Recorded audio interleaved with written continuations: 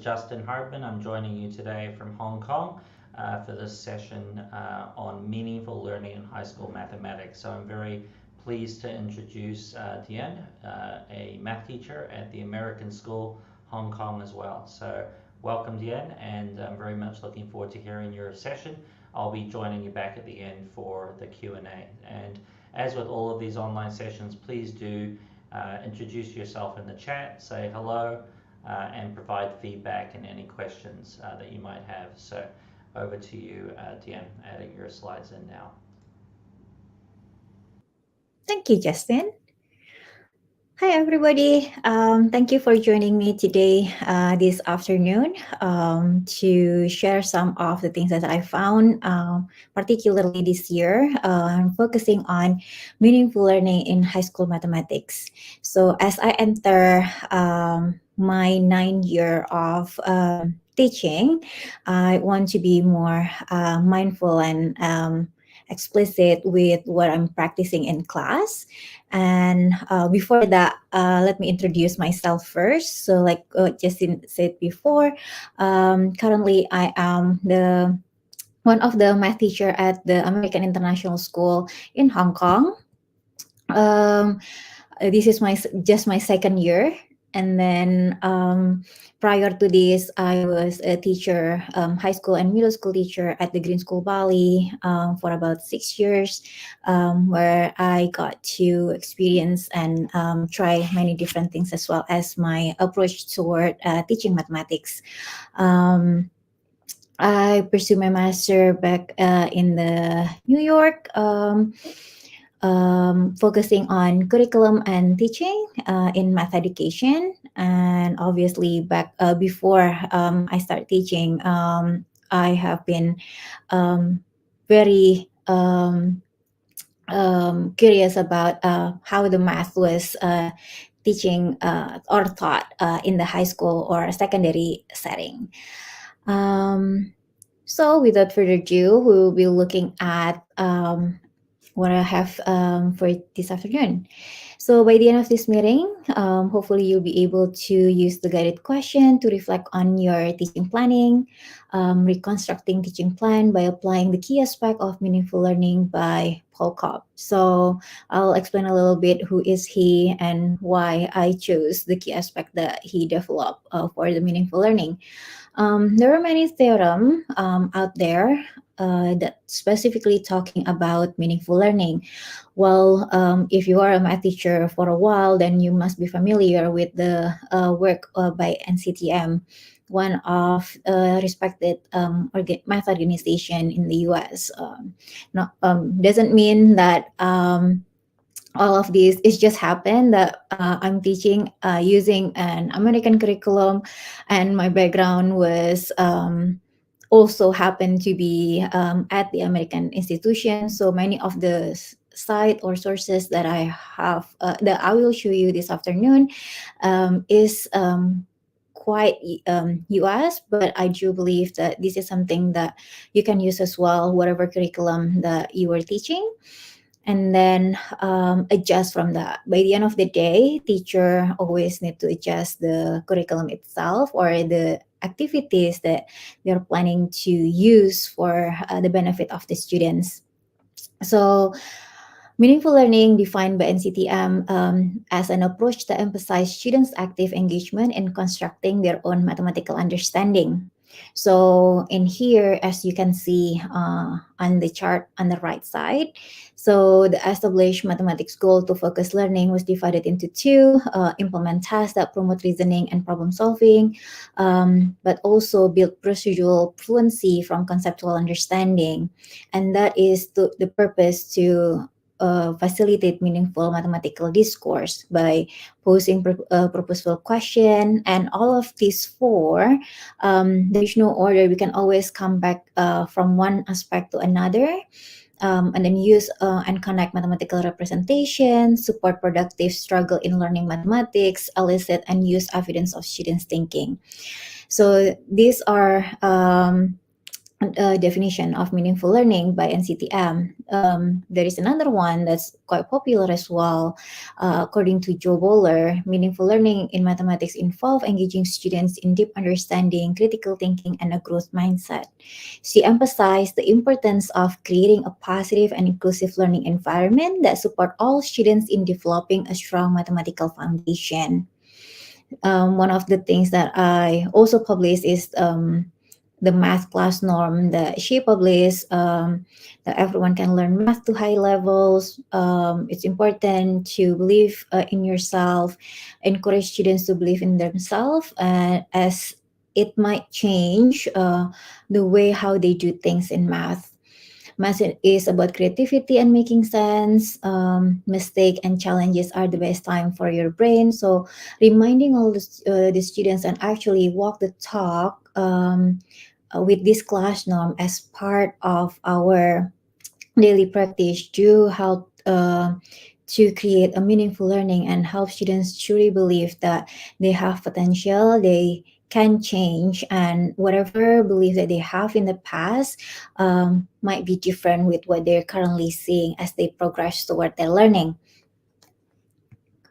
And then the last one, so I read Paul Cobb when I did my master in the US. So he is one of renowned professor that famously introduced design by based research. And then as I try to focus this year to define what is meaningful learning, I was interested with his work. And according to him, meaningful learning in mathematics involve engaging students in authentic mathematical practices and providing opportunities for them to construct their own mathematical understanding. There are several key aspects for a teacher to support and facilitate their learning. So the first one is authentic mathematical practice. The second one, constructing mathematical understanding, and then conceptual understanding and procedural fluency, social discursive and interaction, and the last one was contextualized problem solving.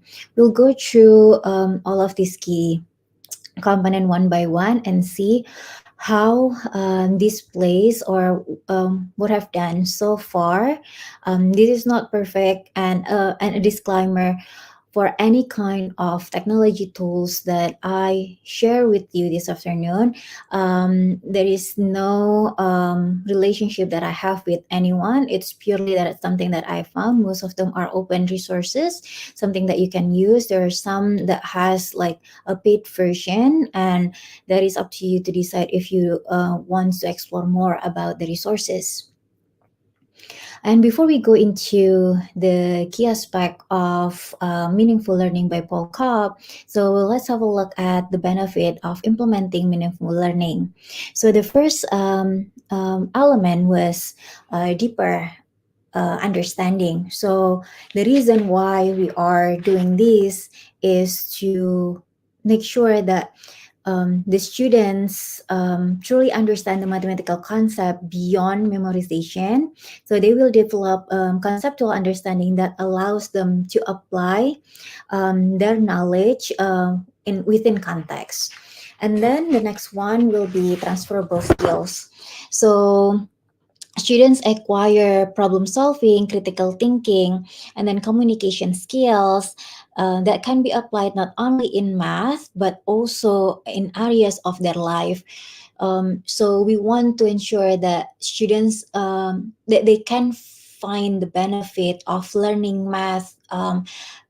It might be some like a soft skill, something that not directly applicable to the real world, but as they learn the concept, that's gonna build their soft skills that will prepare them to face the real world later on. And then the next one is to increase engagement. So by making mathematics relevant, authentic, and then socially interactive, students become more motivated and invested in their learning.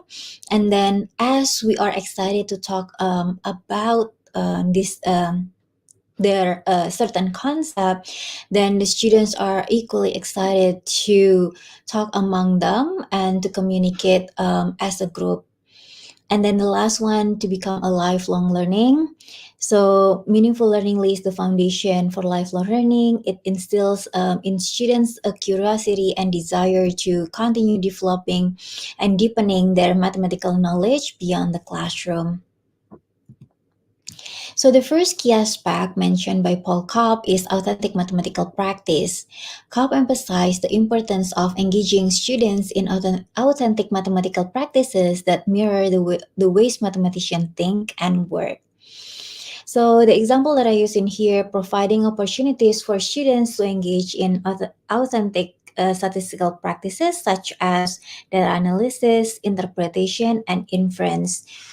Statistics is one of the unit that many, or probably for many teachers, quite comfortable to apply the application, and that is because of the nature of the application that we can find in daily life, and some of the things are quite feasible for the students to see and to discuss and to bring it forward to the class. So one of the things that I've share with my students is when we are learning statistics, although mainly I teach geometry, there is one unit of statistics. So I try to engage and connect with their world using social media apps, and then use what is their favorite social media app they still use.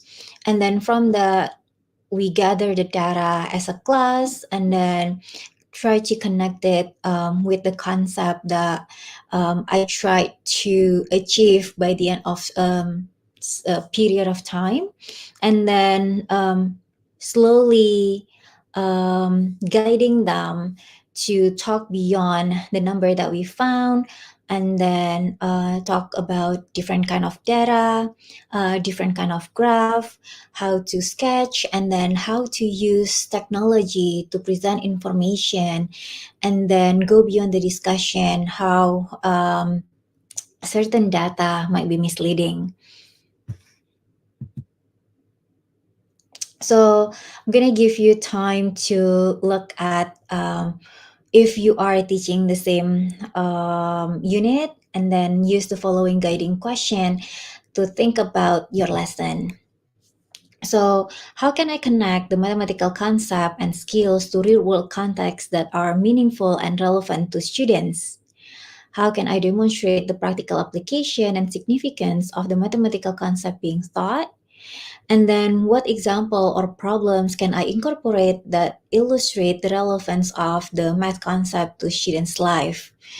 So, these are some of the guiding questions that I think about whenever I look at the bigger sequence and unit that I have to teach or have to cover for the entire academic year, and then see which unit where I can go explore. Okay, this is something that I can connect to the real world, and then this is something that, all right, this might require some discipline, procedural fluency might come in place, and then or it might take the application from the previous skills that they learned in the previous course, and see the difference and how can I best support my students. So I'm just gonna give a quiet, probably 30 seconds, so for everybody to look at this and then move forward to the next key concept.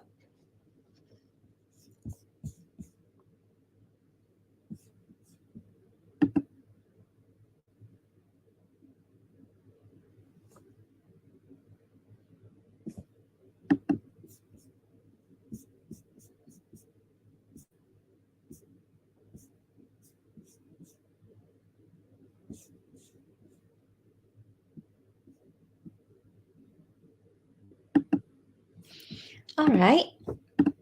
So the second key concept is constructing mathematical understanding.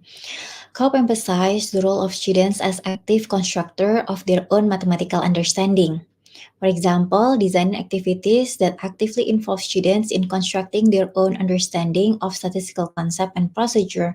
So, connecting from what I've mentioned before, how the students contribute to the data that we collected. To the conversation that we are discussing, to the concept that we need to follow up.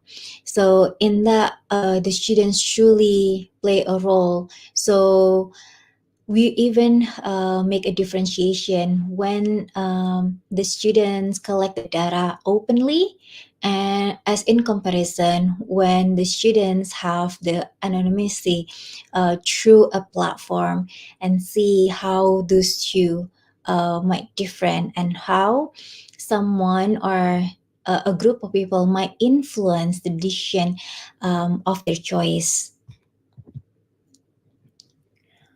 So this is one of the example where at first we collect the data openly, and then after that we use a digital platform to collect the data, as well as connect how students can use technology to present the graph and the data.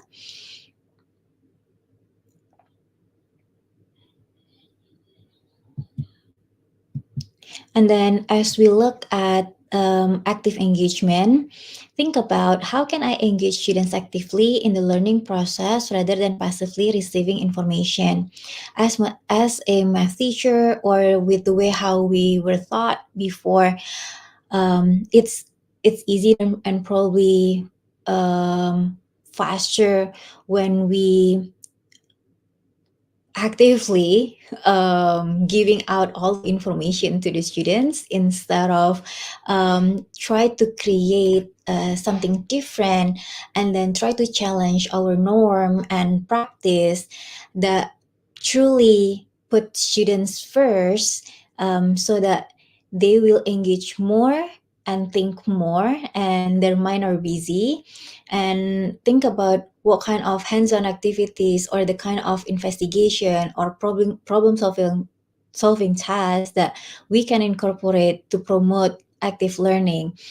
Active learning doesn't mean like the students has to run around in the class, but how to make their brain stay active while they're sitting, thinking about the concept that we're trying to cover. And then think about how can I encourage students to think critically, analyze information, and make connection between different mathematical ideas. In one of my classes, the finding, even though previously students like shouted out like the kind of social media platform that they used or they still use until now, when we collect the data, it was extremely to one particular social media, and then how those kind of data might appear, and how that was influenced by the power of a group of people who might say something about certain social media that makes other students change their choice from their original social media that they use often. The third key aspect is conceptual understanding and procedural fluency. Cobb argues that meaningful learning in mathematics involves developing both conceptual understanding and procedural fluency. So we can design activities that encourage students to actively participate in proof process through exploration, conjecturing, and justifying their reason. One of the unit that challenged me the most when teaching geometry was when it comes to proof. Um, we have a decision.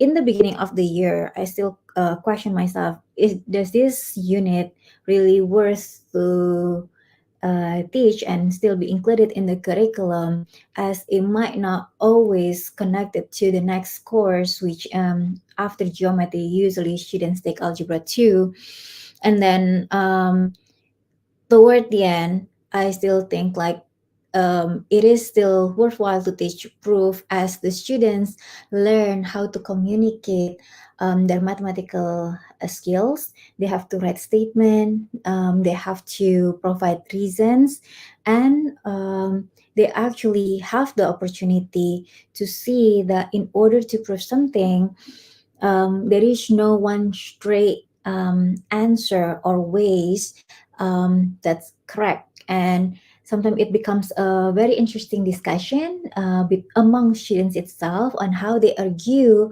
to prove whether the two angles are congruent, whether the two triangles are congruent, how the two triangles are congruent based on a certain criteria, and then how they approach from the given information to the statement that they're trying to prove. So this is still related to the statistics unit that I have before. So when it comes to procedural and conceptual understanding, okay, we teach them how to calculate mean, we teach them how to calculate standard deviation, we teach all the procedure, but by the end of the day, what does that mean? So what does this mean represent? What does the standard deviation number means in this context? So by including the context in here, help the students understand the process that they've been through, and then remember that this number means something within a context, and sometimes we also connect it toward the sample that we use. Therefore, the number might change, the number might be weird, people might misinterpret them, and there is a certain case that makes them understand on how people interpret this number. So as we think about inquiry and problem solving, think about how can I design tasks or questions that encourage students to inquire, explore, and discover mathematical concepts and relationships. What open-ended or real-world problems can I provide to foster problem-solving skills and mathematical reasoning? And how can I get students in developing their own strategies and approach to solve mathematical problems? And then when we design this, it is highly important as well to think about how to make a productive struggle to the students, but at the same time, don't leave them behind so that they're not frustrated by the end of the day when learning about certain concept. So we don't traumatize them as a facilitator in class. So we balance when is the so how much of struggle that we want to incorporate to our students, and then how we design the tasks that still give them a chance to have those productive struggle.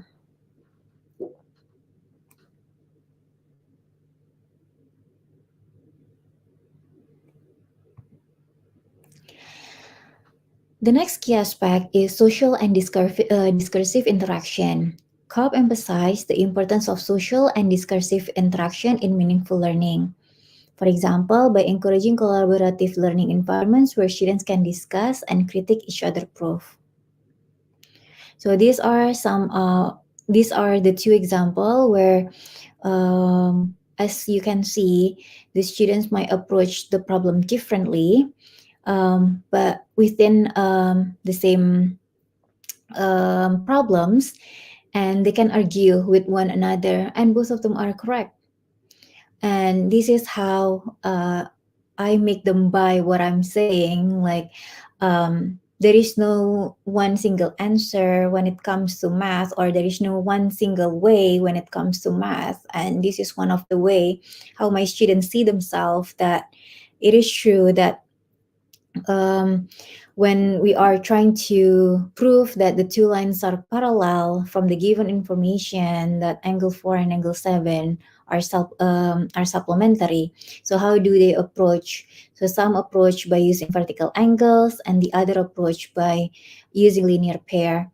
And then some write shorter statements and reason, while others might need to go one step further in order to prove that the two lines are parallel. And then this kind of discussion, this kind of opportunity truly make them believe that yes, there are several ways, and then I don't limit when it comes to the final assessment that they have to follow my certain way of thinking. So this is something that it can be open as an open-ended question. And then as I teach this concept, some students might find it a little intimidating. They don't know where to start. So one of the way that I use is through Nearpod, and then this is how I can see their engagement. If there is a student who is like seems very serious on their computer but they're not producing anything, then that's something that I can follow up right away from and always be able to monitor that easily. And then when it comes to collaboration and communication, think about how can I promote collaboration and communication among students during mathematical tasks and discussion. And most importantly, how could I not interrupt that, or um, how I still engage, but at the same time make the students sign by themselves, and then truly have those discussions just among them first, without interrupting. And what opportunities can I provide for students to explain their thinking, justify their solution, and engage in mathematical discourse? How can I create a supportive classroom environment that encourage active participation and respectful sharing of ideas? So it's highly important to set the rules, the boundaries where this is a safe space, and no one should just anyone's thought. However, when they have a say about someone's opinion, or when it comes to the sharing, parenting share or group sharing, um, make sure that it was respectful enough for everybody involved, that it was acceptable for them to accept one another. And then the fifth key aspect was contextual problem solving. Cobb argues that meaningful learning in mathematics involve in contextualized problem that connects mathematics to real world situation or meaningful context. So trying to relate proof concept and strategies to real world application, demonstrating their relevance and practicality. Offer a variety of representation such as diagram, algebraic expression, verbal explanation to support students' understanding and communication of geometric proof. This is when I teach the unit about proof. So, one of the things that I tried to do this year was the purpose of two-column proof. As I mentioned, if you look at the how dry the problem was given, so we're trying to prove that the two lines are parallel from the given information. So, what was the purpose? I'm trying to make them buy in as I try to buy in myself. So try to define what is the purpose beyond this that might not be connected to the real world that they see right away, but building their soft skills. So the first one is formalizing logical reasoning. The two-column proof requires students to break down mathematical argument into a series of logical steps. So that's gonna connect with, all right, so if I want something, what was the step that I need to do in order to achieve that goal? Develop deductive thinking. The two-column proof encourages students to think deductively, which involve drawing conclusion based on known facts and logical rules. And then the way how one students approach problem and with other students might differ, and that's all right. Enhancing precision and clarity. So the two-column proof promote precision and clarity in mathematical communication. So there is a difference between using the converse or um, just angle relationship, for example. And that is something that the students need to be clear when it comes to providing reason toward the statement that they wrote. Reinforcing mathematical concepts, two-column proof provide an opportunity for students to reinforce their understanding of mathematical concepts and apply them in a logical and rigorous manner. So although there is a freedom or room for for every student to approach the problem differently, but it has to be logical in a way that makes sense. So it can't be the statement that they are trying to prove was on right away after the given information. So that should be toward the very end. But the process to go there can be very unique. So this is how the Nirpat look like. As I mentioned, for some students who just learn how to write to column proof with the printed handout that they have, so they can mark parts of the figure, and then but they don't have to start from the blank side. So this is what I share with them. This is just one way of thinking if they don't know where to start, and then move from there.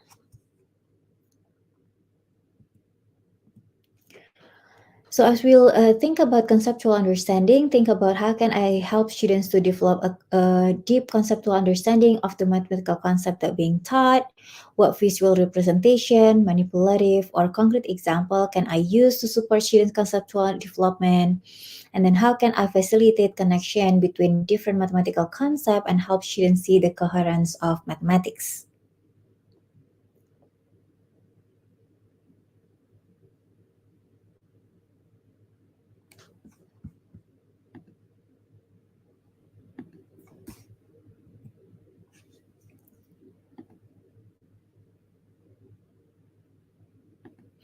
And then the last key aspect was teacher support and facilitation. Cobb highlight the role of teacher in facilitating meaningful learning in mathematics. Promote metacognition reflection by encouraging students to think about their thinking during the proof process. Incorporate technology tools such as dynamic geometry software or interactive applets to enhance visualization and exploration geometric concept.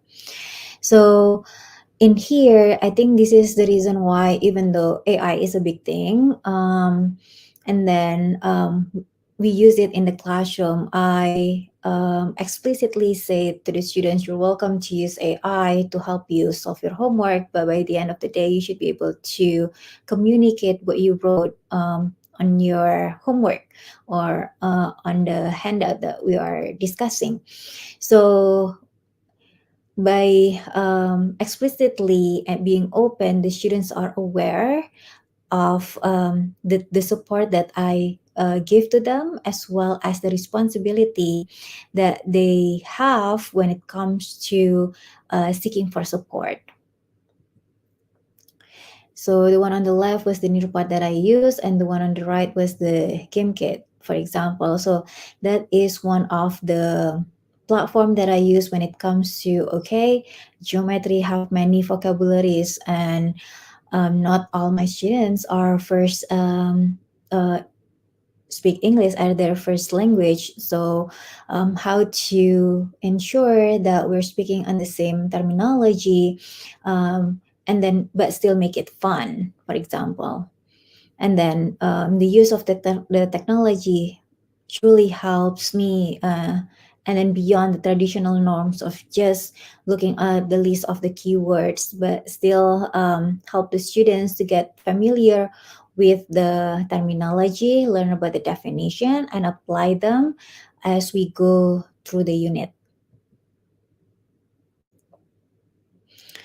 Balancing the use of technology is something that I still learn how to do. And then from one unit to another, I try to personalize what kind of technology help my students learn best. So was the reason, the last project that we did in class, when we are learning about transformation and how we try to connect transformation application in the one simple application that the students might be interested in doing. Finding my computer. Hello, my name is Woodstock.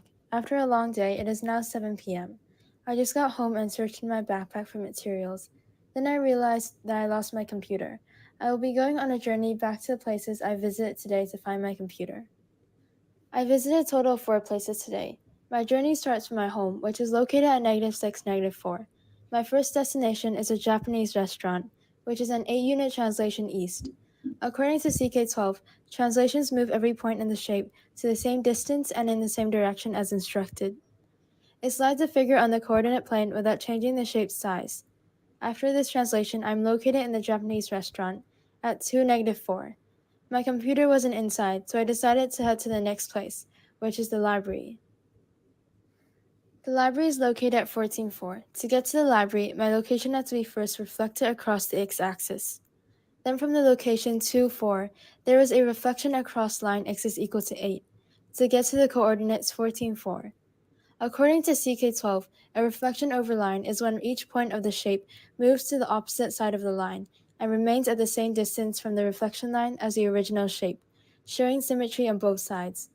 After searching again and not finding my computer, I decided to head to my next destination, the sports stadium. The sports stadium is located at 1612. To head there from the library, the location was rotated 80 degrees counterclockwise with a center of 1010 to result in the coordinates of 16.6, 12.9. Then there was a translation 0.6 units west and 0.9 units south to reach 1612. According to Khan Academy, rotations make points or shapes turn in a cycle around a definite center point. The distance of each point to the center doesn't change, only the position is changed. After searching in detail, my computer was still nowhere to be found. Although I started to lose hope, I decided to give it another chance and visit my last destination, the park. As I'm halfway to the park at the location 412, I see Snoopy coming in the same direction. I cannot let him know that I'm not home at this hour. I will use my magic to become 1/2 of my size. According to CK12, a dilation is an enlargement or reduction of a shape that still preserves its shape but not size. All dilations have to be similar to the original shape and have both a center and a scale factor. The scale factor shows how much the figure should be stretched or reduced. After shrinking, I stay in the same spot to wait for Snoopy to pass by.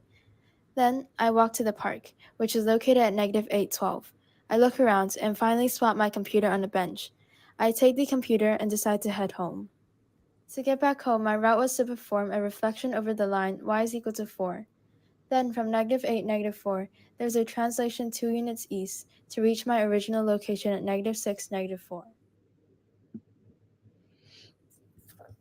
And that was like the example of how the unit can be transformed. So in the previous year, I was teaching just using the handout and then try to challenge myself. What else can I do that makes the students engage with the concept and personalize to their learning?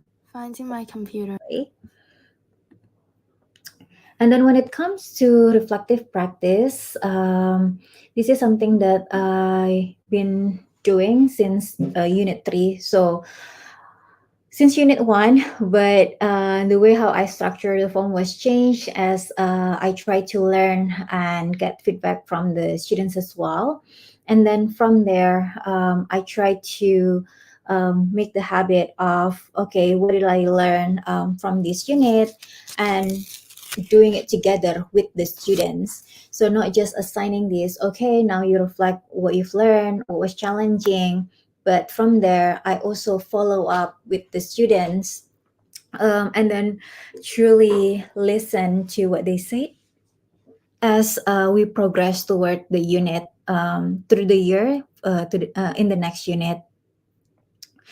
So something that they did is to put the reflection as part of their portfolio.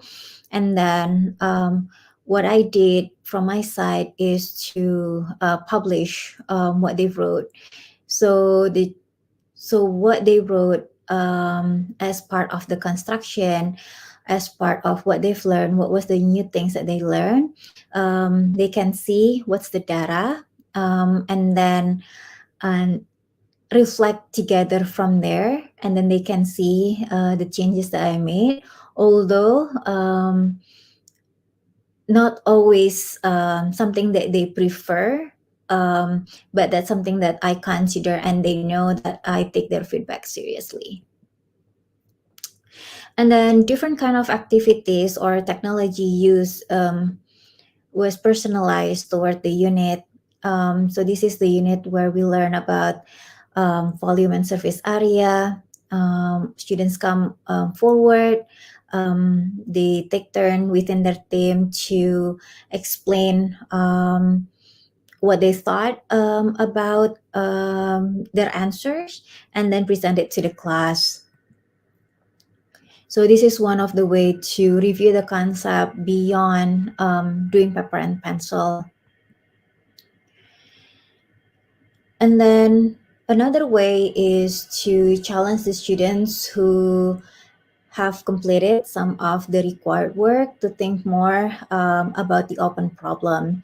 So having enough activities to engage students and ensure that they feel challenged, that's one of the way to make sure that the learning process stays meaningful between students and teachers.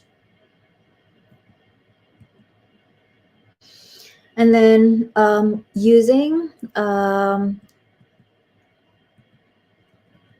sorry so using the feedback as a key reference of what they want to keep and what they need to change for the next units, also one of the things that I consider, and in designing the platform that I use when it comes to teaching a certain concept.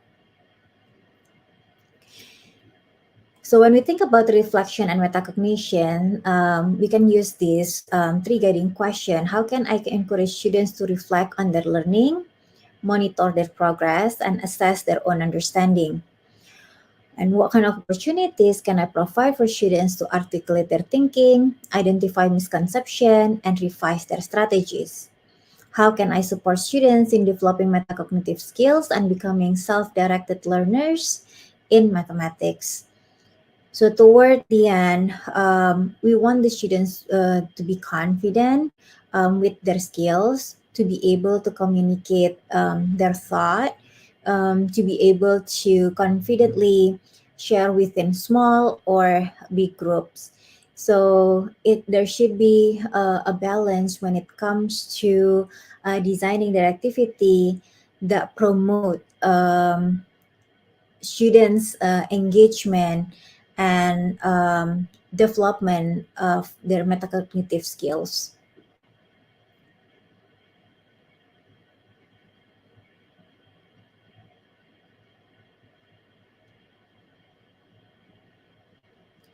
And then when it comes to the technology integration, how can I leverage technology tools such as graphing calculators, dynamic software, or online resources for mathematical learning?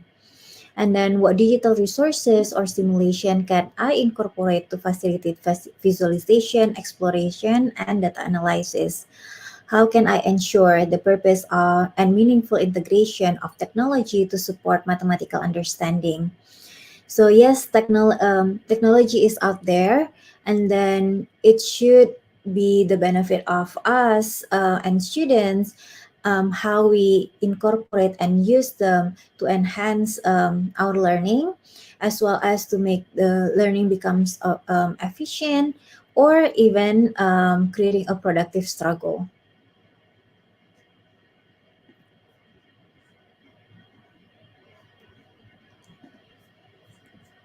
And that's pretty much all the things that I have. If there is any question, then I'll take it from there. Thank you so much. That's a great presentation, and we've got a good big audience right now. So if you do have any questions, please drop them in the chat. I'll add one question here from Malvina, which you should be able to see. I'm very impressed by how you incorporated the practices with the Cobb's framework. 21st century learning is about numeracy and literacy. How do you address technological literacy as one of the outcome learnings?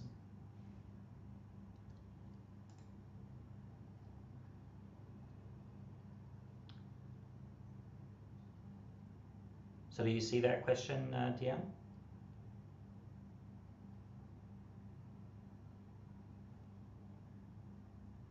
Seem to be having some connection issues here. Deanne, do you see that question?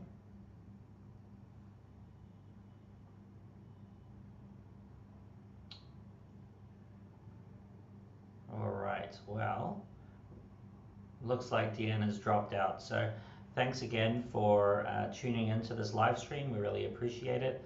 Do visit the 21CL website to sign up for any future sessions. You can find that URL just here, 21clconf.org. So if you just visit that website, you can sign up for the mailing list and get any of the future sessions. So thank you very much, and have, oh, we've got Deanne popped right back in here. So Deanne, are you there? Yes, I'm here. Sorry, No, no technical worries, issue. yeah. There was just Yeah. a question here. I don't know if you heard it just before. I just put it up on the screen there. I'm here. Sorry, Yeah, technical issue.